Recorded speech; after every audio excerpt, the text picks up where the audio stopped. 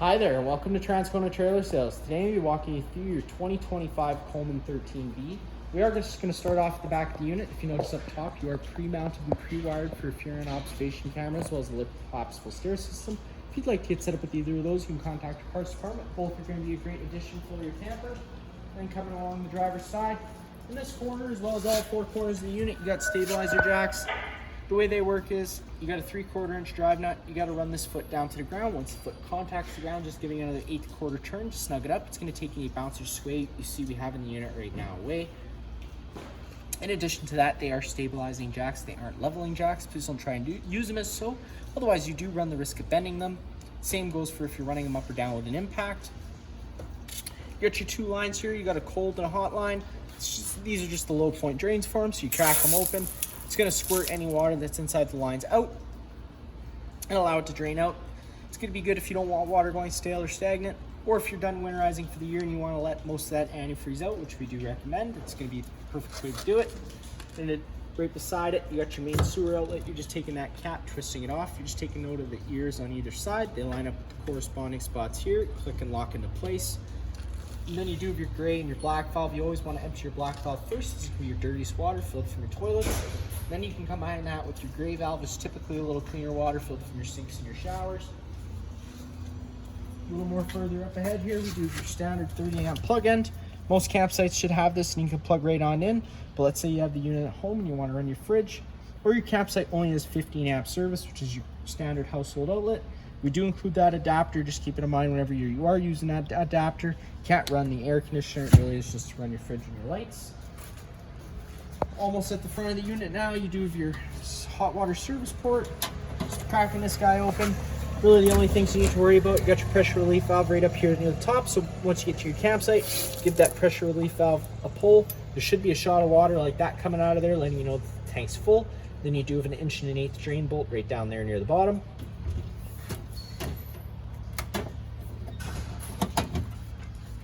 Get your fresh water inlet, so if you're at a site without water or out boondocking, you can just either siphon or fill that up with the garden hose, and that's what fills your fresh tank. And your city water connection is right down below, and that is if you're at a site with service, you can just thread a garden hose in there, turn it on, and it'll pressurize all the lines without the need to run your water pump.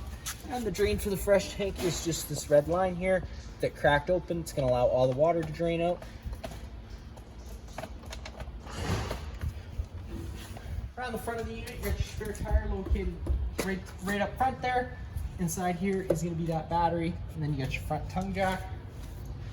Then come around to the passenger side of the unit, and where you get access to your storage compartment. Open up that guy. You get your standard starter kit inside here. It comes with a 10-foot sewer hose, 15-foot water hose, as well as that 15 amp park adapter I told you about, and some other miscellaneous goodies. And then you do have your 3/4 inch drive tool for your stabilizer jacks, which is at the back.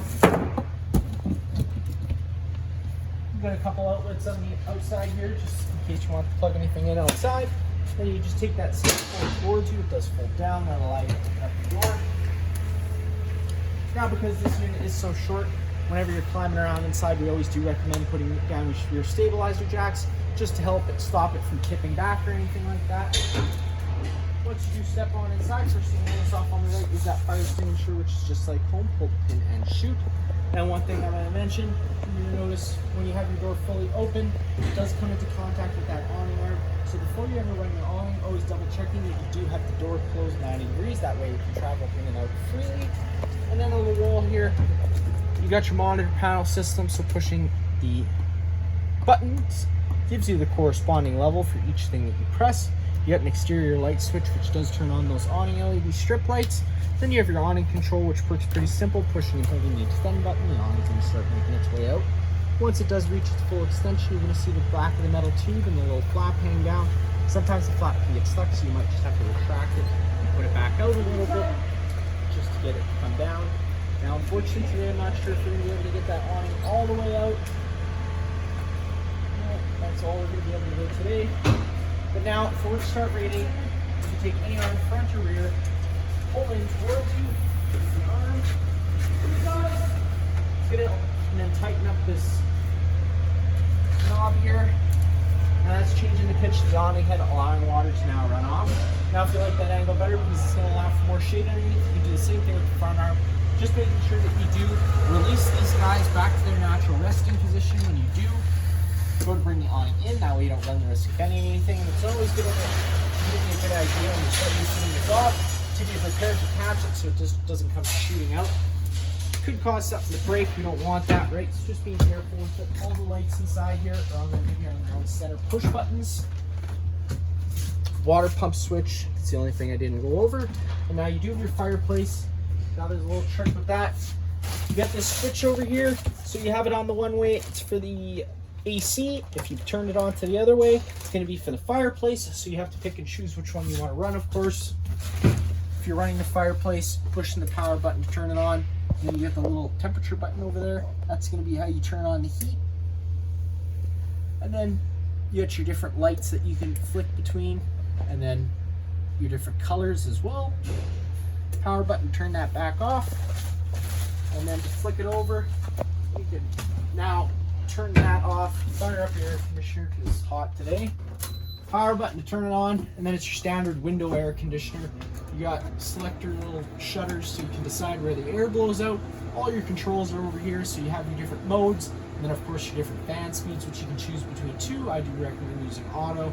It's going to pick the best fan setting for the desired temperature. It's got a sleep mode and a bunch of different things like that. Power button to turn it back off. Got your living little bedroom area. Lifting that up, you do have some storage underneath here. Also a little bit of, gives you a little bit of access to that front storage compartment. And then this guy here is a screw in each corner for this big panel here. Taking off all those screws is going to give you access not only the water pump, but also the water heater for winterization. If you're wanting to mount a TV, this is going to be the center line for it. They give you a nice sticker, so that's where you could mount a TV. You got plugins up top as well as this little coax. Then you get this little black button here. Turning that on does turn the antenna on the roof. Now that's also going to improve radio frequency and cell phone frequency.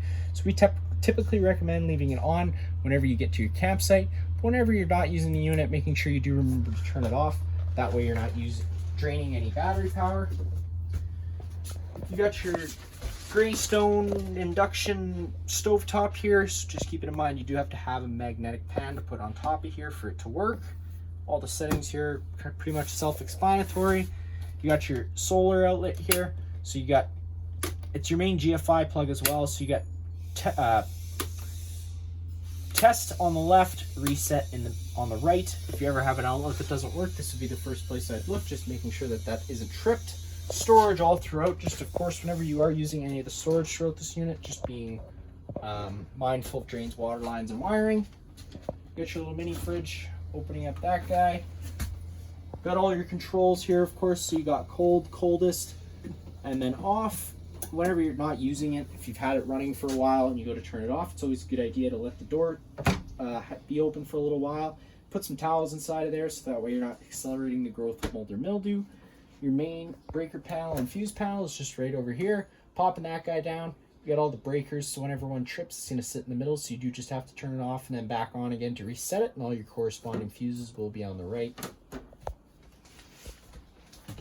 You got your bunk space, which has USB and USB-C plugins, as well as their own lights. They're just on their own set of push buttons. Now you can see that this flips up, so you can have some extra bunk space on this side in case you only had one person sleep in there. Microwave, just like home. Sink. Then taking a step on into the bathroom, the light switch is going to be on its own center push button.